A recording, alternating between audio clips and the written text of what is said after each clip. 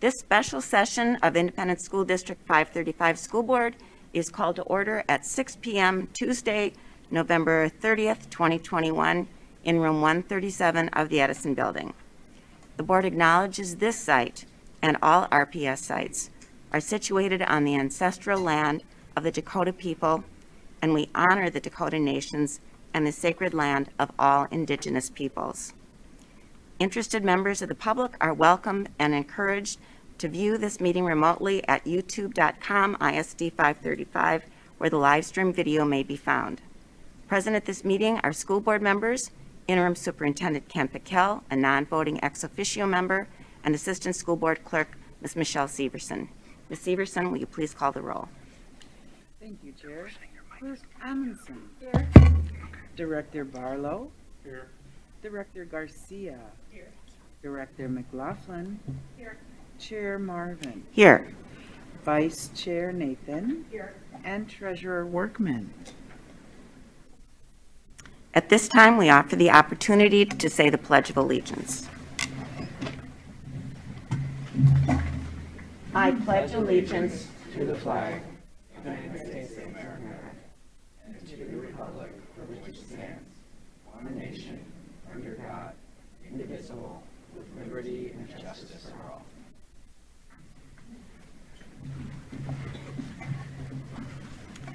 Approval of the agenda. Any changes to the agenda? Second. It's been moved and seconded to approve the agenda. All in favor say aye. Aye. Opposed? Agenda is approved. 3.01, approval of school district property taxes payable in 2022. This is a briefing item. Dr. Piquel. Madam Chair and Directors of the Board, it's my pleasure to ask and recognize our Executive Director of Finance, John Carlson, to provide the Board with this very important overview. John. All right, good evening, Board. Thank you for the opportunity to be here for our annual Youth and Taxation hearing. So this is my 7th time doing this for you, I believe, and it's pretty similar to how it's been in the past. So what we're going to do tonight is we're going to talk about our previous year actual results, so what we brought in for revenue, what we spent. We're going to talk about the current year budget. We're going to talk about the proposed property tax levy, and then we're going to offer time for public comment at the end. So just a refresher, reminder to those that are here that the levy that you're going to approve next Tuesday night in December of 2021 will be payable in 2022. So for most people, that means paying their taxes on May 15th and October 15th. We will use that money as a school district for our funding for July 1st of 2022 through June 30th of 2023. So that money we get in May 15th sits on the sidelines until July 1st. So our actual results, we heard the audit last year, and we know that our books are closed. And so at the start of the year, we had $269.7 million. I'm going right down to the grand total line. $269 million of fund balance. $182 million of that was construction funds for our new schools and pools. And we brought in for new revenues $378.3 million. And our expenditures last year were $392.8 million. Of course, we know that we spent more than we brought in the construction fund because we brought all that money in the previous school year, and then we're building the schools over a couple school years. So that brought us to an ending point of $255.3 million in total fund balance. What's most important is the general fund, of course, because that's where we do the bulk of our spending and operation and paying our bills, and that had $47.5 million.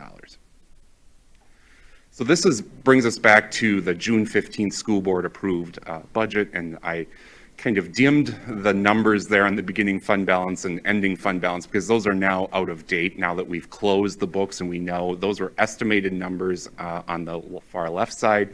So we had assumed that we would start with $30.4 million, for example, in the general fund, $180 million overall.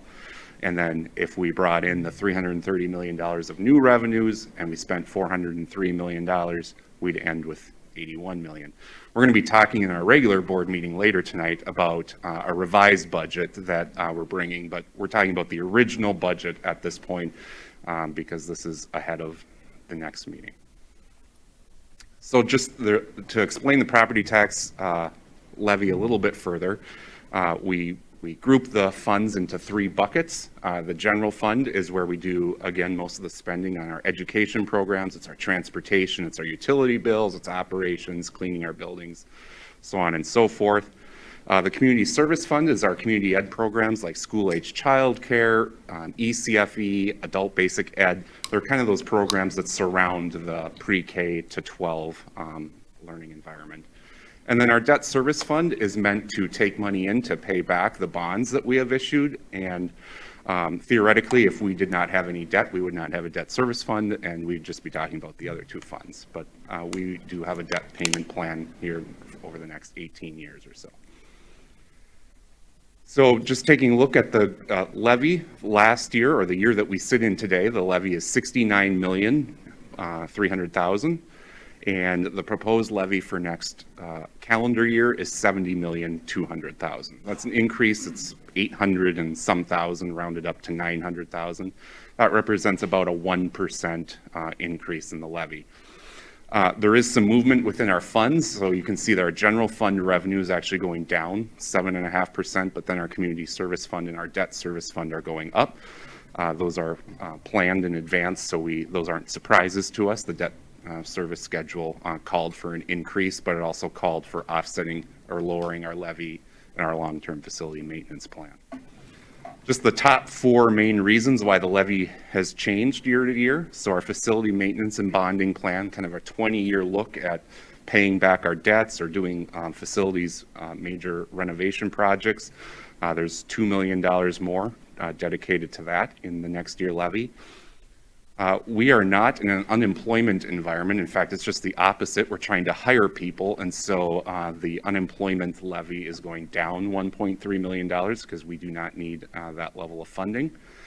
The community education levy is going up about $600,000, primarily for our school-age childcare program. That's for our students with disabilities and providing them a comparable program to their peers. And then property tax abatements. So those are when the county removes the taxes that are due on one property, the school district and the county, city, they could re-levy those in a subsequent year to the remaining property taxpayers, but that's actually going down this year. So there's less property tax abatements that have happened. We like to show what's happening, what the estimated impact is going to be if the levy were approved at the amount that is on the table being proposed. And on a $200,000 home, and again, this is assuming that if the house has not changed value over time, that's probably unrealistic that it hasn't changed value over time, but it's just to reflect that at a point in time, the taxing rate right now is going down. You can see that's gone down the last couple of years because there's more properties, there's more new businesses in town that are shouldering the load. So of all the properties, then the taxing rate comes down a little bit. So we expect that if a house hadn't changed much in value, that our homeowners would see a small decrease in property taxes next year. Same thing with our commercial properties, although not to the same extent, but we would expect a $1 million business to go down $100 or so a year. For our few farmers that are in the district, for in our more rural area, we would expect that the taxing rate per acre of farmland would go down from $7.11 to $6.42 per acre. Our apartment buildings are close to flat, but slightly declining to from 4,400 to 4,300 if it per $1 million of apartment building. And then we like to show where we stand relative to our neighboring school districts. So this just assumes last year's rates because this is the most current information that we could collect from our other districts. But if there was a $200,000 home in Zumbrota, Mazeppa, for example, they would pay $1,251 to that school district versus a $200,000 home in Rochester would pay $749. And this is quite typical where we've been. We've been near the bottom.